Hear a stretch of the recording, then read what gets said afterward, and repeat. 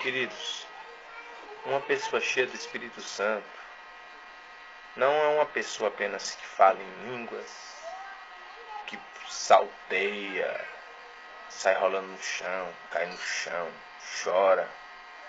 Não é nada disso. A verdade, querido, é que Deus, Ele quer que nós venhamos ser transformados. O Evangelho que vai impactar as nossas vidas, que vai mudar a história da nossa casa, da nossa família, não é um Evangelho de barulho, de zoada, de loucura. Não. O Evangelho que vai mudar a sua vida, a minha vida, a nossa vida, é o Evangelho que promove a transformação. Paulo, lá em 1 Coríntios 2, do 1 ao 5, ele fala no versículo 3 algo interessante. E eu estive convosco em fraqueza, e em temor, e em grande tremor.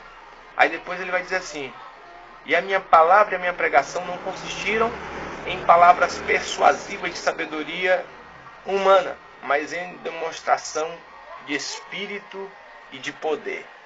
Queridos, essa transformação de espírito e poder você pode interpretar de várias formas.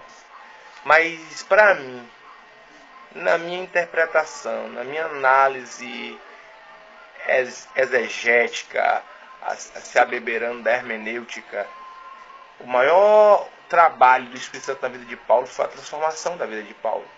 Paulo era um assassino de crente, um perseguidor. Ele teve que ficar cego para que depois Deus viesse o curar. E ele se torna o quê? Uma pessoa transformada, pregador da palavra de Deus, aquele que mais utilizou a graça, o favor imerecido. Ele não se prendeu a Jerusalém, mas pregou para os gentios. Paulo não tinha espírito farisaico. Paulo tinha o quê? Um espírito de graça, um espírito que transforma. Não é à toa que ele pregou aos gentios. E ele falava da circuncisão, não a circuncisão na prática, mas a circuncisão no espírito. Amém, querido? E a Bíblia fala lá em Gálatas, fala claramente que Paulo um dia confrontou Pedro e diz claramente que foi na cara. Por quê? Porque Pedro era um religioso, que na frente dos judeus ele era de um jeito, na frente dos gentios ele era de outro. O apóstolo Pedro tinha esse defeito de ter duas caras. O que eu quero dizer para você é que eu e você, nós temos que ser a mesma pessoa por onde a gente passar. E a transformação do Espírito Santo é mudança de atitude. Tiago deixa bem claro isso lá em Efésios. Tiago não, é próprio Paulo. Me perdoem, querido. O próprio Paulo em Efésios 4, do 22 ao 30, ele fala que essa mudança ela tem que ser na mente. Essa mudança tem que ser na mente, que a gente tem que deixar o quê? O velho homem. Aí ele vai falando coisa muito interessante, ó. Portanto, cada um de vós deve abandonar o quê? A mentira.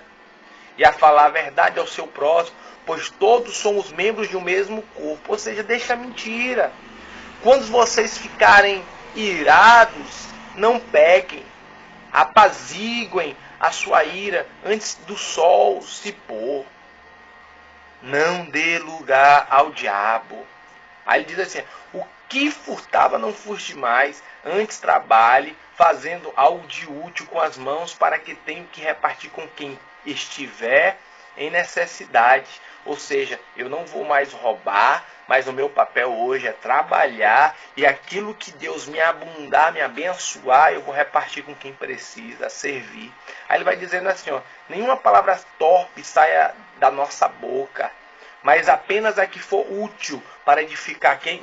A mim e aos outros, conforme a necessidade, para que conceda graça aos que ouvem. Não entristeçais o Espírito de Deus, com o qual vocês foram selados para o dia da redenção. O que entristece o Espírito de Deus?